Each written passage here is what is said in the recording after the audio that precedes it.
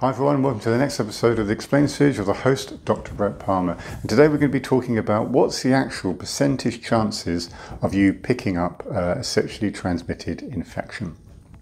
This is quite, some would say, a brave or foolhardy video to make because it's very hard to put a specific percentage on what an individual will experience. The reason for that is because it depends on the type of sex you have. Do you have sex with people of the opposite sex to you, or do you have people of the same sex to you? It also depends if you're male and female. And so, for example, a female who has sex with other females is going to be hard pushed to pick up a sexually transmitted infection, whereas a male who has sex with other men is at a higher risk of certain infections. You've also got, more commonly, men who have sex with women and women who have sex with men, and the chances there are different between the two sexes. So, for example, a man will have a greater chance of passing on an infection to a female because when a man ejaculates, everything goes through the penis and then enters usually into the female partner. What does that mean? If there's a bug anywhere in the urethra, it will go outwards and forwards. Whereas if a female has an infection in the cervix, and so the cervix is, let's just say, looks like the head of the penis with a hole in the middle, and that hole is called the os. That's the cervical canal. And if you've got an infection in the cervical canal, that doesn't necessarily mean it will be passed on into the male and into the male's urethra. So certain percentages will change depending on the type of sex you have, and also depending how risky it is. Condoms are usually very well protective.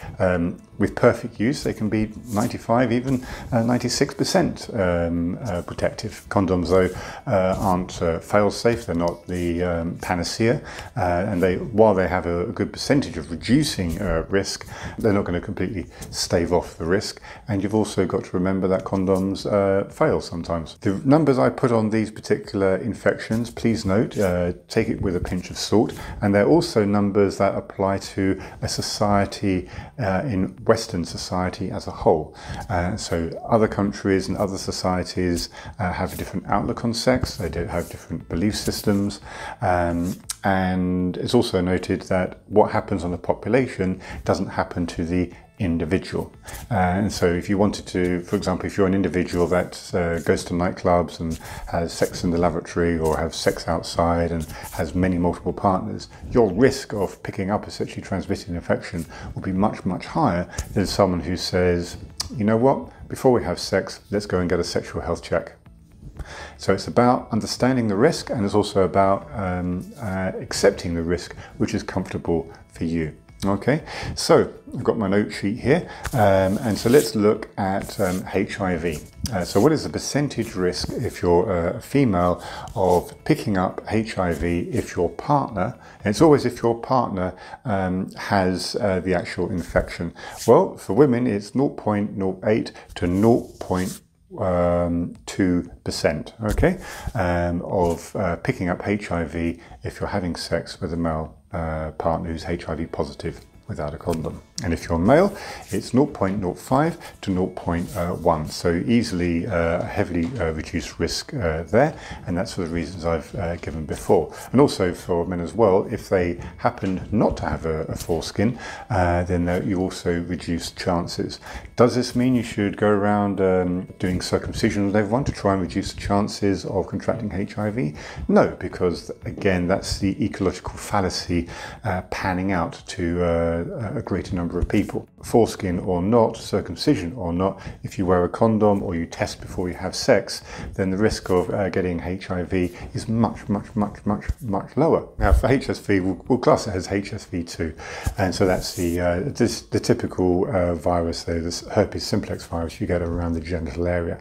And for women, it's 8.9 per 10,000 sex acts, okay? 8.9 per 10,000 sex acts. For men, it's 1.5 per 10,000 sex acts. Moving on, chlamydia is 4 to 5% per sex act. So for gonorrhea, that is different. So for women, it's 60 to 90%. if your male partner is positive for gonorrhea, so you're near enough a dead cert to pick it up from a male partner. However, if you're a man and you have sex with a female who has gonorrhea, you're only 20% likely to pick it up. And which brings us to syphilis. And so these figures should be taken with a pinch of salt, because in syphilis, say 51 to 64% per sexual act. Now, that is quite a high percentage, and because it very much depends on the stage of syphilis at which you're at. And that's the same for both sexes. Syphilis comes in 3 stages. I've done lots of syphilis videos, so I'm not going to go into too much syphilis at the moment.